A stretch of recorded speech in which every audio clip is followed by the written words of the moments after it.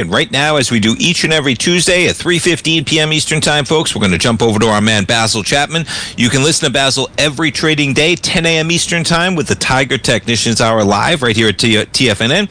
And you can also, folks, on the front page of TFNN, okay, you will see the opening call right there by a man, Basil Chapman. And he is announcing, folks, a webinar. You're talking about 1 week from today, Tuesday, August 12th, 4 o'clock, identifying trend changes and what action to take. We're going to talk about some of that. Folks, we're going to talk to Basil while we're talking to him. Remember, you can sign up. It comes with a 30-day money-back guarantee, folks. You can sign up whether it's for a month at $149, 6 months at $695, a year at $1195. They all come with a 30-day money-back guarantee. You're going to get his outstanding newsletter for 30 days, and you'll gain access to that live webinar a week from today. Basil Chapman, good afternoon. Good afternoon, Tommy. How are you? I'm doing fantastic. How's your Tuesday going? Very good, thank you. So, Basil, we got quite a market here, but I know you and I have been talking, and you're excited about this one. So please tell the listeners and the viewers out there what you have going for your subscribers a week from today for the opening call.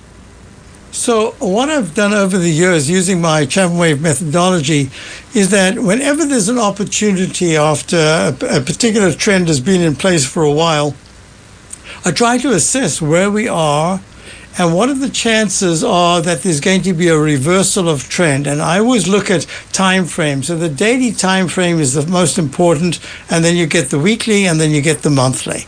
So when trend changes occur, you might get quite a change in the texture of, say, the short term, but in the long run, it actually doesn't even impact the other longer term charts.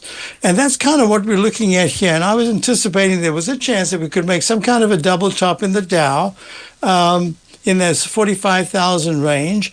And that's kind of what we did. And we went to a peak D. And for those of you who know my work, peak D is where other things can happen, where you often get a very sharp pullback. And that's kind of what we did. So we were fortunate. We went short. That was on the 31st. That was the day of the turnaround for the Dow. But what's really important is that we also started a short position in the, I typed it into the den instead of into my chart. Let me just do this. There we go. In the S&P at the exact day of the high, the S&P went to 6427.02. And all my assessment of what was going on suggested that in the very short term, and I keep emphasizing over and over, these weekly charts and the monthly charts, but especially the weekly charts, are really strong to change the character, to get what I consider really important, the 9-period moving average over the 14-period moving average, to get that to turn pink, meaning it goes under the 14-period moving average and goes from green, positive, to pink, negative. It's going to be a pullback into the 5,900s for the S&P, and I just don't see anything like that. So this I termed as a short-term pullback. And one of the things that I always talk about is if you're able to get the ictus, the very moment of the turn, when the price moves back either on the upside, and we've done this for the upside as well, very often in the markets, gotten the lows or the highs, what happens is once the trend starts, if you look, in other words, we're over here, and this is the candle of the 31st for the S&P. We're over here. So that was fantastic on Friday, but now you've got this very strong we filled the gap, very strong move up in the S&P. But my technicals are suggesting that 9-period moving average, which is still green in the daily chart, is turning down, and then it's going to go pink. But what's very nice is that so far our stop is not hit over there. And that's what I mean. Okay. That's what I want to be able to teach in this particular webinar. A couple of things. One is in the turn, how you can use money management to be able to benefit from the turn and also have this comfort factor. It's really important. For instance, if now I was to start the short, it's so whippy, even in an hour, I could be out of that position. So it's very beneficial, both morally and technically, and in terms of your own peace of mind, to be able to try to get that exact turn. So that's number one. Number two is many of these charts are just now starting to turn down. For instance, GE, which we are still long from the 197 area, today went to a higher height, went to, where did it go to? I use different techniques I've developed over the decades. One of them is to look for round numbers. Back April, a year ago, I kept mentioning how the semiconductors and all the tech sector stocks kept making round numbers at highs. That to me says that fund managers are desperate to get in, and they just say, get me in at 183. They don't say point whatever it is. They just, that's where they. So what we're seeing today is what was the all-time high for GE this morning? 277.00.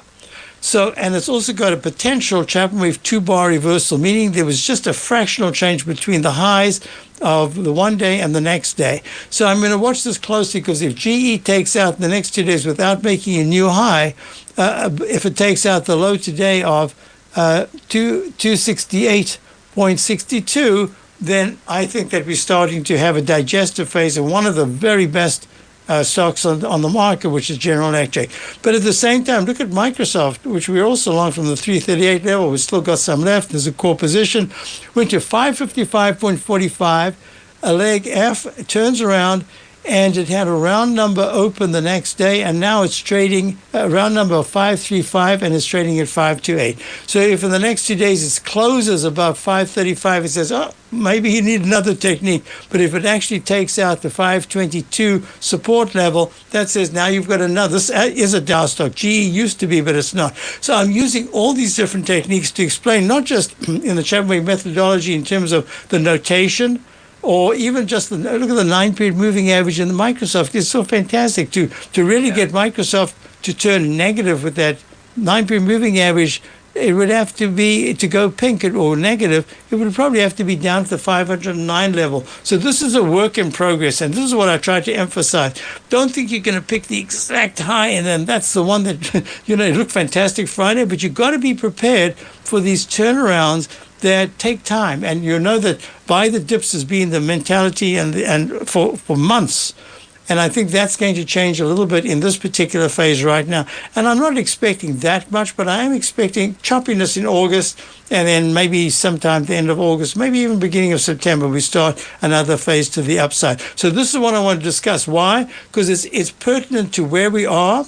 And then, even though we have already, from July the 31st, we've already gone short, we've already got our positions. There are other positions we want to take to the downside, looking for further weakness. But at the same time, it's preparing subscribers for what I'm anticipating is going to be a really great buying opportunity. For instance, Robinhood, which we are still along from the 16s way back, went to 113.44 back on the round about the 18th or so of last month.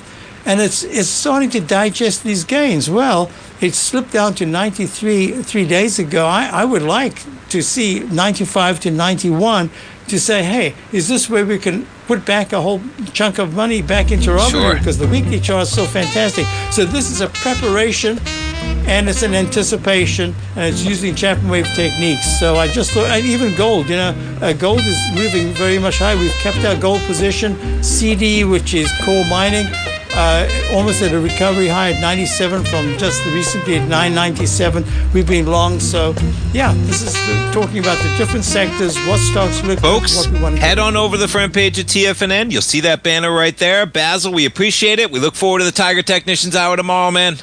Thank you, Tommy. Have a great night. Folks, check it out on the You front too. page. We're coming right back with Tim Moore. Stay tuned.